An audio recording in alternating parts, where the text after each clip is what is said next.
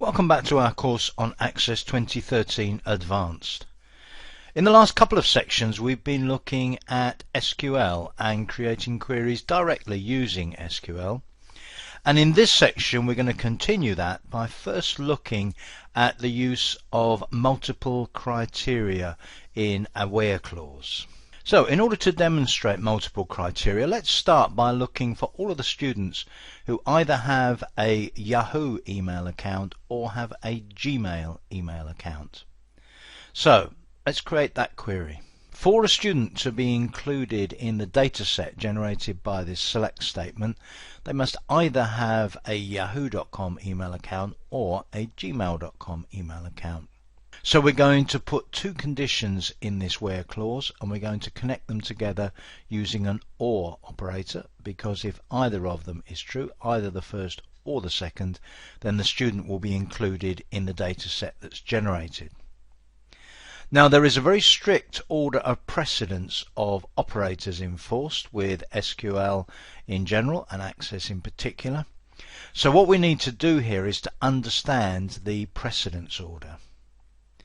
If you're in any doubt, the simplest way of making sure that you get the precedence right is to always put these conditions in brackets. Now in this case I'm going to put the conditions in brackets partly so that you can see, if you've not seen this sort of SQL statement before, exactly which bit is which. But in this particular example the brackets are actually unnecessary. So let's put the first condition in brackets, and the first condition is, so there's the first condition, the email address is like some sequence of characters, asterisk, followed by @yahoo.com.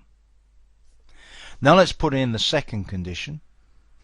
So the second condition is that the email address is like some sequence of characters followed by @gmail.com. If either of those conditions is true, a student will be included in the list. So let's run that query and see what happens. And there we have our list of students with either Gmail or Yahoo accounts. Now the other main logical operator connecting these two together that you're going to use is the AND operator. And of course if I change that OR to an AND, we wouldn't find any students. We won't find anywhere that email address is Yahoo and Gmail, because each student is only allowed one email address. But now let's suppose that I want to find the students who have got either a Yahoo email account or a Gmail email account and who were born after the middle of 1995. So what I'm going to do now is to put the whole of that condition so far into round brackets. This is the point that I was making about using the brackets to make sure you've got the precedence correct, and then saying and now I'm going to put in the next condition, and the next condition is that date of birth is greater than or equal to, use the hash symbol, 7/1/1995, hash symbol. Now that last condition I've not put in brackets. So we're looking for students that have got one or other of those email addresses and they're born after July 1st, 1995. I think what we'll do on this occasion is we'll include the date of birth as well, just so we can make sure the query is working correctly. Let's run that. And there we are, we have 4 students in the data set now. Let's now take a look at how that looks in the query grid. If I click into straightforward design view, you can see how the criteria are both sets of criteria connected by AND, how they appear here under the relevant field. So we've got the email address criteria. If I just widen that column, email address criteria like yahoo.com or like gmail.com, and then date of birth criteria greater than or equal to July 1st, 1995. So it's pretty easy to understand in the grid as well. Where you have a prevailing OR condition, then it's going to spread out over to a second row, and we're going to see a little bit of a complication in a moment. But whether you're working in SQL view or whether you're working in design view in the grid here, obviously what you're expecting is to see two completely equivalent queries. Now let's go back into SQL view because I want to talk about precedence again. If I hadn't put the brackets around the first part of that where clause, so let me just take those brackets away again, I've actually got a completely different query, because the way that precedence works is that AND takes precedence over OR. And what would happen with this where clause now without those brackets is that when Access processed the SQL statement, what it would say is, well, there's an AND there, so I need the condition that the email address is like gmail.com and the date of birth is that. Or as a separate condition, just that the email address is a yahoo.com one. So watch what happens if I run this completely revised query. It's actually a completely different query, even though all I've done is taken those brackets out, because the brackets were forcing the OR to be done first. Removing the brackets means that the AND gets done first. Let's run the query now.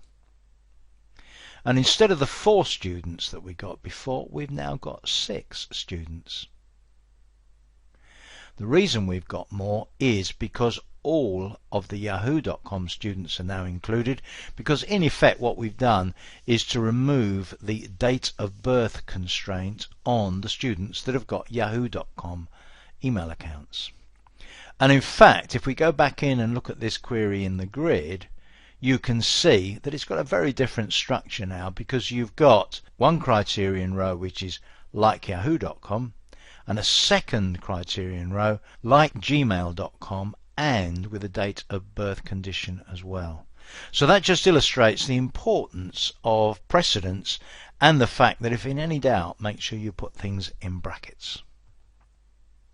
Next, I'd like to demonstrate one or two other particular functions and expressions that you're probably going to find very useful, and also extend some of the use of logical operations in where clauses as well. Let's suppose that we're going to remove the email address conditions now, and instead we want to look for students who are from a particular state, or in fact from a group of states. Let's suppose we want to identify all the students who are from California, New York, Kansas or Connecticut.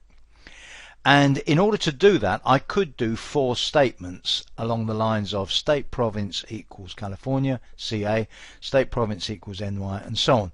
But there is a very helpful function that you can use, and I'm going to use that here, and that's the in function. So what I'm going to do here is to say where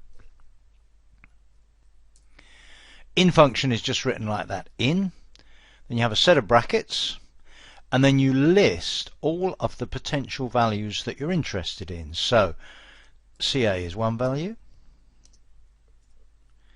NY is another. Note they're all in quotes because we're talking about literal values.